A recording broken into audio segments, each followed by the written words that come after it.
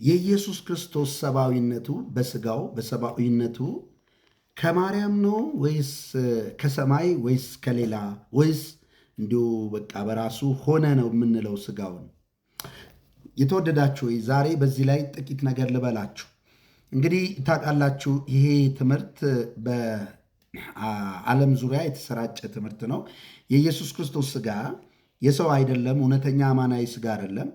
ነገር ግን የሰውን ይመስላል። በኃጢአተኛ ስጋ ምሳሌ መጣ ስለሚል ምሳሌ የሚለውን ይዙና ምሳሌ መጣ ስለሚል ስለዚህ ይመስላል እንጂ ሰው አይደለም የሚሉ የክርስቶስ ኢየሱስ ሰባኪ ነን የሚሉ አስተማሪዎች ገና በመጀመሪያው 100 ክፍለ ዘመን እንደነበሩ ዓለም የሚያውቀውና የታወቀ ነው። ይሄ በታሪክ ውስጥ ይህም ሐዋርያው ዮሐንስ ወንጌልን የጻፈው ዮሐንስ መልእክትን ወደ 3 መልእክታት የጻፈው ራእይን የጻፈው ይህ በክርስቶስ ደረት ላይ የሚጠጋ ዮሐንስ የእነዚህ ሰዎች አውግዟቸው ጽፏል።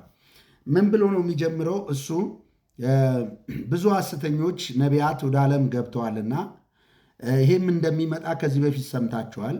ኢየሱስ ክርስቶስ በሥጋ እንደመጣ የማይታመን መንፈስ ከእግዚአብሔር አይደለም። ኢየሱስ ክርስቶስ በሥጋ እንደመጣ የሚታመን መንፈስ ደግሞ ከእግዚአብሔር ነው። ስለዚህ መንፈስን ሁሉ መርምሩ እንጂ መናፍስቱን አትመኗቸው ይላል። ለምንድን ነው ይህን የጻፈው ማለት ጥሩ ነው። ለምንድን ነው የጻፈው? ለማን ነው የጻፈው? በምን ምክንያት ጻፈው?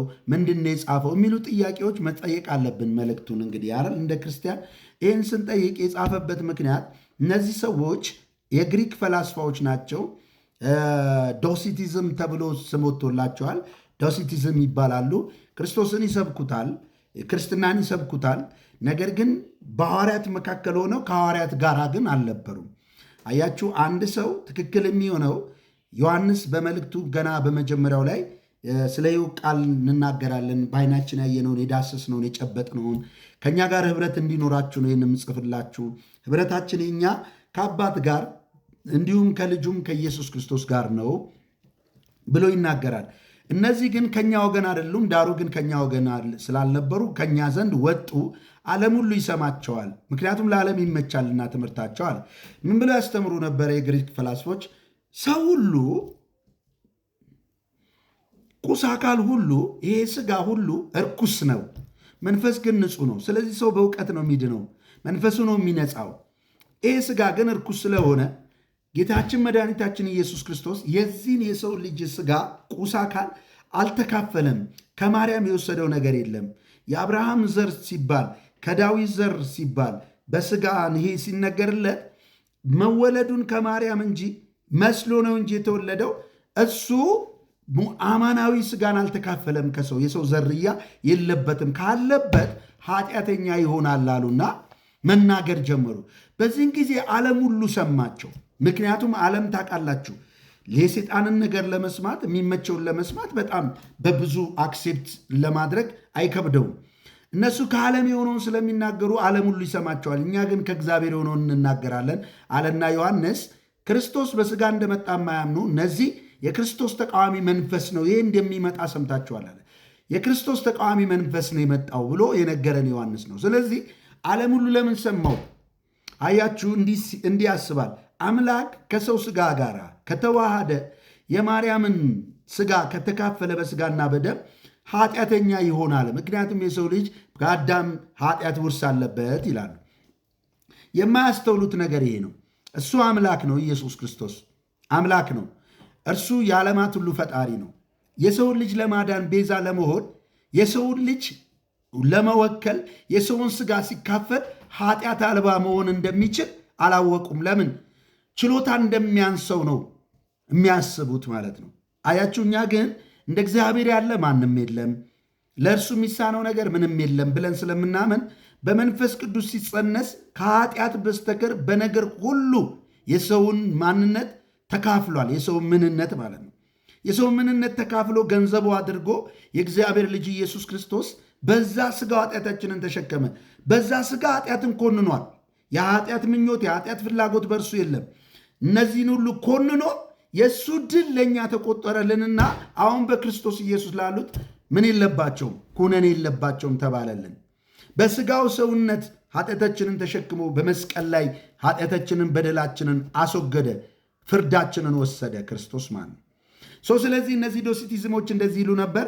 ዛሬ አዲስ አይደለም። የኢየሱስ ክርስቶስ ሥጋ ሰማያዊ ነው የሚሉ ደግሞ ማን ተነስተዋል? በዚህ ዘመን ኦንሊ ጂሰሶች ተነስተዋል። ምን ይላሉ? የክርስቶስ ሥጋ ሰማያዊ ነው ይላሉ። ከነሱ በፊት ግን ሌላ ደግሞ የተነሳ ነበረ። እሱም አውጣኬ ይባላል። አውጣኬ ምን አለ? የክርስቶስ ሥጋ ሰማያዊ ሥጋ ነው፣ ደግሞ በመለኮቱ ባህሪ ሰዋዊ ባህሪው ተውጧል። አንድ ነገር ባህር ላይ ስታስቀምጡት ሟምቶ እንደሚዋጥ ሁሉ እንዲሁ በመለኮቱ ተውጧል ተብሎ የተወገዘ ነው። በኬልቄዶን ጉባኤ ተወግዟል፣ በአባቶች ጉባኤ።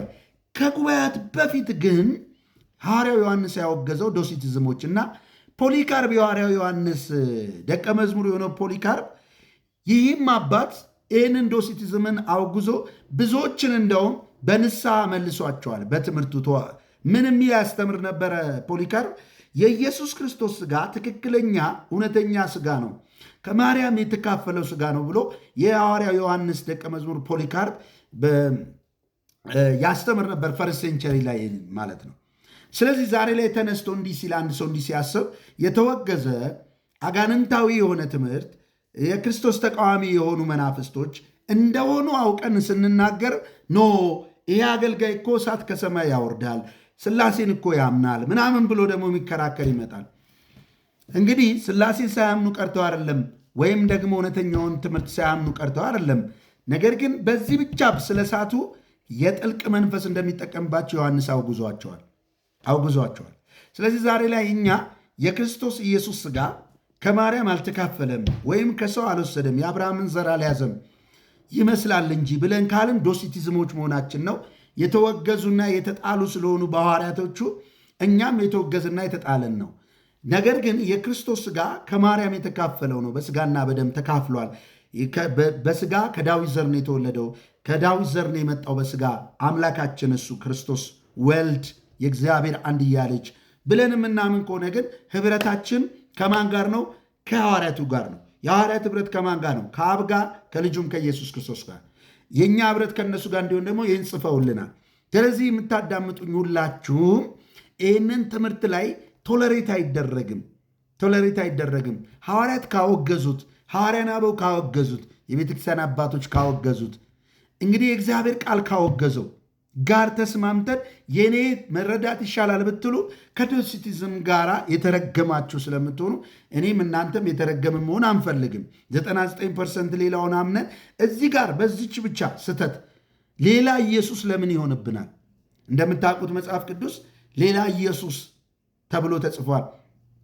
ሐዋርያው ጳውሎስ ሲናገር በሁለተኛ ቆሮንቶስ ምዕራፍ 11 ላይ ያልሰበክነውን እኛ ሌላ ኢየሱስ ቢሰብክላቸው የሚመጣው በመልካም ስለምትታገሱት እፈራለሁና ብሏል። ስለዚህ ሌላ ኢየሱስ ነው በሥጋ ያልተካፈለ እነሱ የሚያወሩት ሐዋርያት የማያውቁት ቤተክርስቲያን የማታውቀው ክርስትናው የማያውቀው ሌላ ኢየሱስ ነው ማለት ነው። በዚህ ውስጥ ያላችሁ በዚህ አጋጣሚ የዶሲቲዝምን ትምህርት ተቀብላችሁ የኢየሱስ ሥጋ ከማርያም አይደለም የምትሉ ሰዎች ንስሐ ግቡ፣ ጌታ ኢየሱስን ተቀበሉላችሁ እወዳለሁ።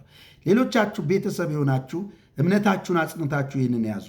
ታሪክን መጠየቅ ለምን ተጻፈ፣ እንዴት ሆነ፣ ምን ነበረ የነበረው ችግር ብሎ 2000 ዓመት የሞላውን ክርስትና መጠየቅ በእውኑ ጠቢብነት ነውና ወዳቸዋለሁ። ኢየሱስ ክርስቶስ ትላንትናም ዛሬም እስከ ዘላለም ያው ነው። የክርስቶስ ኢየሱስ ሥጋ ከድንግል ማርያም የተካፈለው ነው። በሥጋና በደም ተካፍሎ የእኛን ኃጢአት በመስቀል ላይ ተሸክሞ ኃጢአታችን በማስወገድ በእሱ በማመናችን የዘላለም ሕይወት አግኝተናል፣ ጸድቀናል። በእርሱ ኢየሱስ ይወዳችኋል። ቴንኪው